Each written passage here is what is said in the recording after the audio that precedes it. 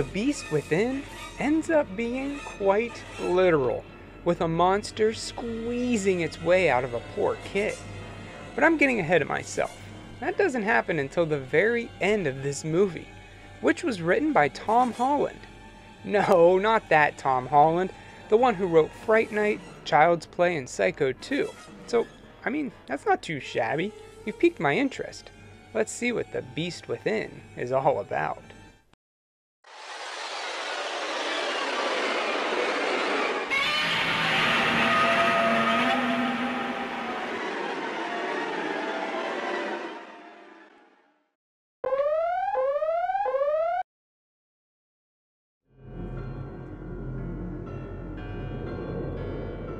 It opens up with a newlywed couple driving off on their honeymoon, with cuts to some old house and something chained up, which is able to break free. The couple misses their exit and they have to pull an illegal U-turn, which gets their car stuck in a ditch.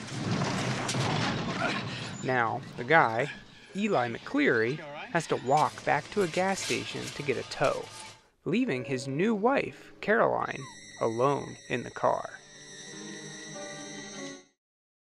She lets the dog out, which, of course, runs into the woods. It starts barking at something, and then it's tossed aside like a rag doll. Why you gotta do a dog like that? Caroline finds him, and then she finds its attacker. She takes off and like a dummy runs smack dab into a tree. That's gonna leave a mark. While she's knocked out, the creature, plants his seed, if you will. Eli comes back with a truck and finds her in the woods, where they rescue Caroline and get her back to safety. It's now 17 years later, and the McClearys are meeting with a doctor. You see, their 17-year-old son is dying. I wonder who the father is. Well, it's pretty obvious to everyone that Eli isn't Michael's biological father. That creature is. But that doesn't mean he doesn't love him any less. The couple knows that the secret to their son's illness is hidden in the small town where the attack happened. So they head back to Nioba and start to do some digging. They split up to cover more ground. Eli goes to the courthouse to talk to Judge Kerwin, but doesn't get much help. Caroline checks out the local newspaper, where she meets Edwin Kerwin, and he allows her to look at the archive, where she gets a lead. She meets back up with her husband, and we see that they're being watched by the judge and Edwin, who knows more than what they're saying. Next, the McClearys move on to the police station, where we meet Sheriff Bill Poole. They ask about the crime in town, and honestly, it's been pretty quiet. Nothing notable has happened for years, not since Lionel Kerwin was torn to pieces by something. But that was a long time ago. 17 years, in fact. Now they go back to the hospital where Michael is staying. But he's missing. Looks like he's gone for a little joyride. Well, it turns out that Michael's dreams have been haunted by a house, and he has to get to the bottom of it. He finds the house and heads on in. Then he hears something coming from the cellar. We can't hear both sides of the conversation, but Michael asks, "If I let you out, will you let me sleep?" I guess the mysterious creature agrees, because he opens the door. Now, we're at Edwin's house, who's waiting on a delivery from the grocery store so he can start making his dinner. And the delivery boy is Michael, for some reason. Edwin is a big jerk, yelling at him for taking so long and stiffing him on the tip. But for some reason, this scene is really funny. I guess it's Logan Ramsey's charisma. Anyway, he starts making a hamburger, and seeing that Michael looks so hungry, he offers him a bite. But let's just say Michael wants something a little more fresh. We hear what sounds like cicadas. Then he attacks Edwin, like a vampire.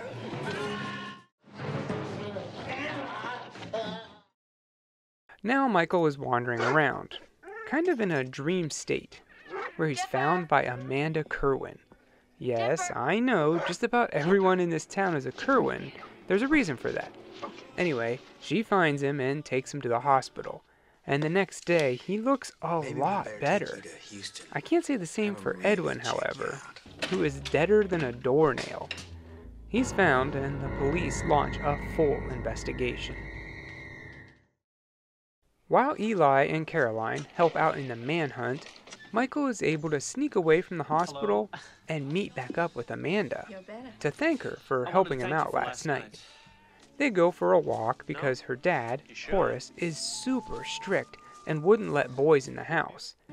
You can tell Michael has a crush on her, but there's always this tension that he just might attack.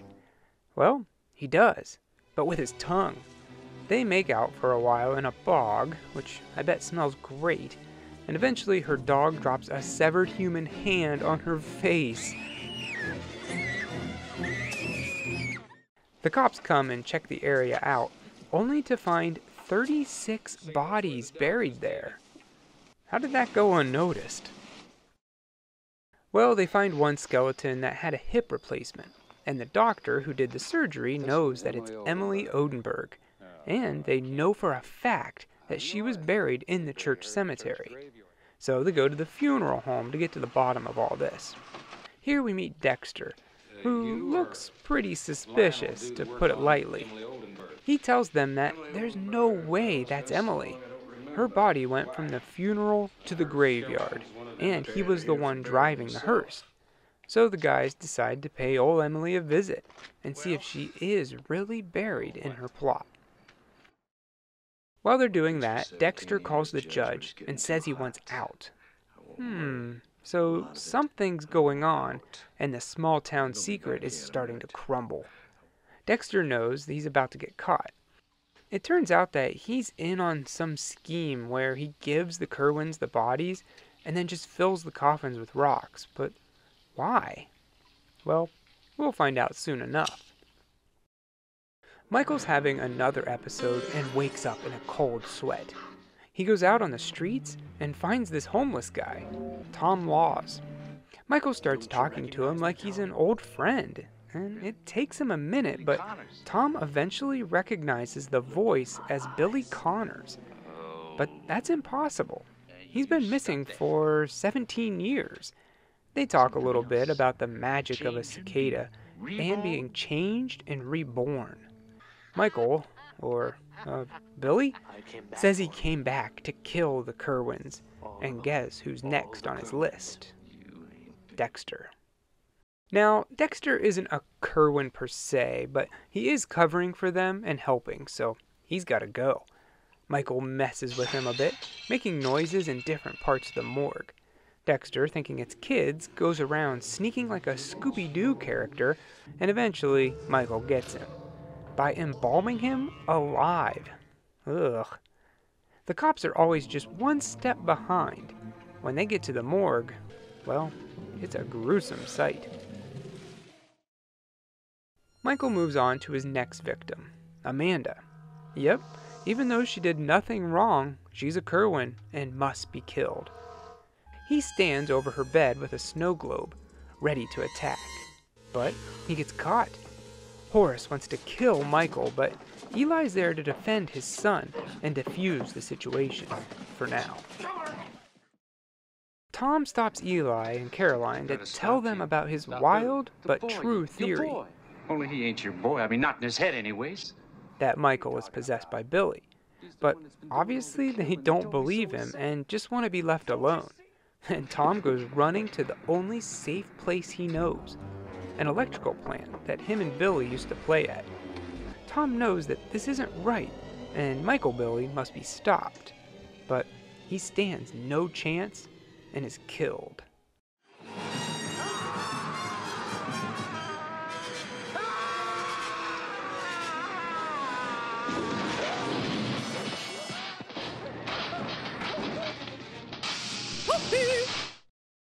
Next, he goes back to Amanda's house, You can tell that Michael is still in there somewhere because he tells her she needs to get in the car and go. Just leave town and never look back. He can't always control himself. She ends up cutting her hand on a knife, and this triggers Billy. But still, she goes upstairs to get some of her things while he just has a little taste of her blood. The temptation is just too great. We hear the cicadas start up again, and he goes upstairs to kill her. But in the last second, he stops and jumps out the window. Michael is trying to kill himself, so Billy won't hurt anyone else.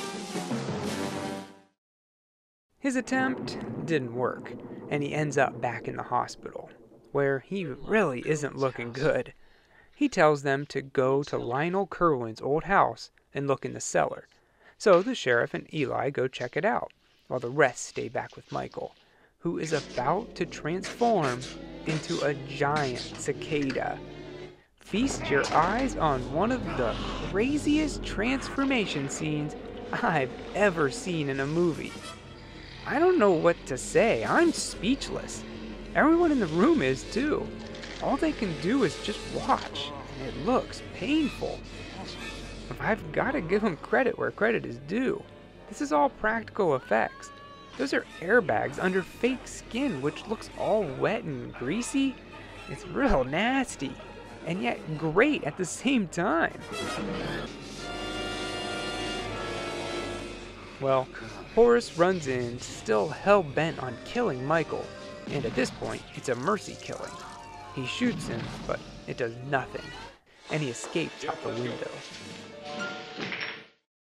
While all that craziness is going on, Eli and the sheriff went to Lionel's house, and in the basement, they found a chained-up skeleton. Was that Billy? Well, they get back to the hospital just in time to see Michael escape out the window, and everyone goes looking for him. And, well, they find him, or at least his skin suit. It shed his skin like a cicada. The judge is one of the last Kerwins, and he knows what's next. They all head to the jail for safety, and he spills the beans on what's going on here. Basically, his brother Lionel caught Billy Connors in bed with his wife.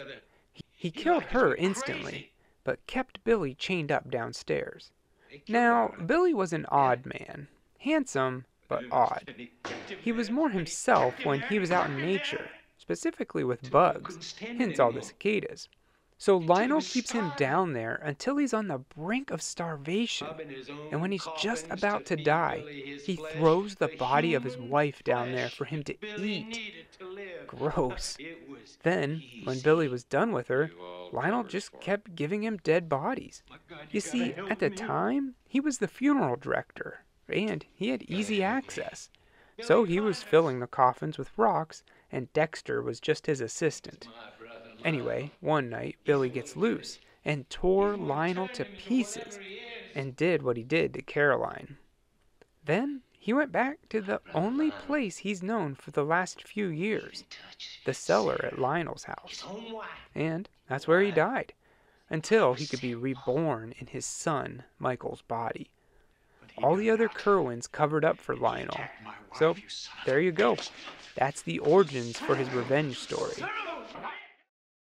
Billy, now fully transformed, kills the judge by pulling off his head. Well, that's one way to do it. The only Kerwin left is Amanda. Last we saw her, she was trying to escape town, but she was stopped by a roadblock.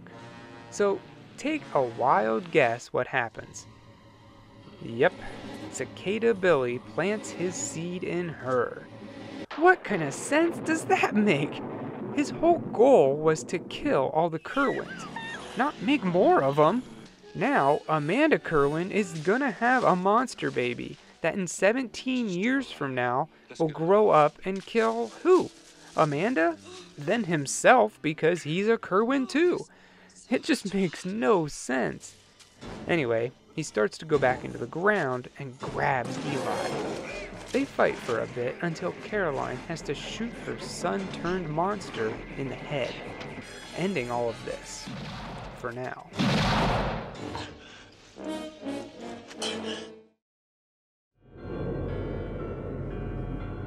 Moral of the story?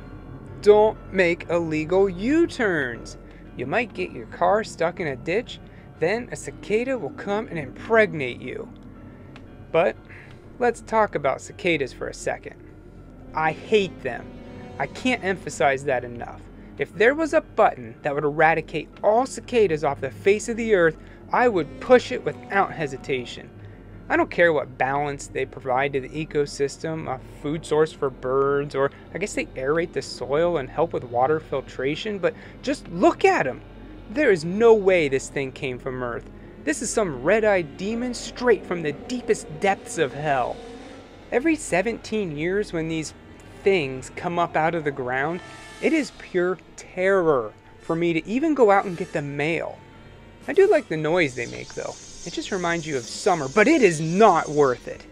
I know that they can't hurt you, but even the shell that they leave behind when they shed their skin is disgusting. Ask anyone who knows me what my biggest fear is, and they'll say cicadas. Oh, I suppose it's them little cicadas. I think that's those locust things, those little buggies, cicadas. Definitely cicadas. You're even afraid of the shells. With that aside, The Beast Within is a pretty solid horror flick. If you shut your brain off and ignore some of the dumber plot holes, it's written pretty well. Michael does a great job, especially with that transformation scene, and the music is top-notch. I give The Beast Within 3 red-eyed demon bugs that are giving me anxiety just looking at them so I can Photoshop this end screen out of 4. How do you like yours? I like mine rare.